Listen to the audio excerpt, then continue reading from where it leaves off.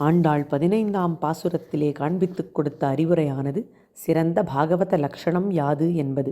இப்பாசுரத்திலே எழுப்பப்படும் இளங்கிளியான தோழி ஆண்டாள் கோஷ்டியினருடன் சம்வாதம் செய்தாள்.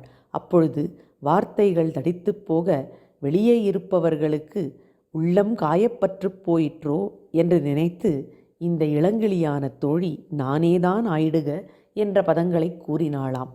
என்மேல்தான் எல்லா பிழையும், உங்கள் மீது யாதுமில்லை அப்படின்னு சொல்லி அபராத க்ஷமாபணம் செய்து கொண்டாளாம். ஒரு பாகவதனின் சிறந்த லட்சணம் என்னவென்றால், இன்னொரு பாகவதனிடத்தில் அபச்சாரம் செய்யவே கூடாது. அப்படி நேர்ந்து விட்டால் அதற்கு போய் அபராத க்ஷமாபணத்தை அந்த பாகவதனிடத்திலேயே கேட்டுக்கொள்ள வேண்டும். இது பரதாழ்வான் நமக்கு காண்பித்து கொடுத்த வழி. தன் மீது எந்த விதமான பிழையும் இல்லாத பொழுதே அவர் ராமனிடத்தில் சென்று அபராத க்ஷமாபணம் செய்து கொண்டார். இப்பேற்பட்ட பாகவத லட்சணத்தையே இப்பாசுரம் கூறுகிறது.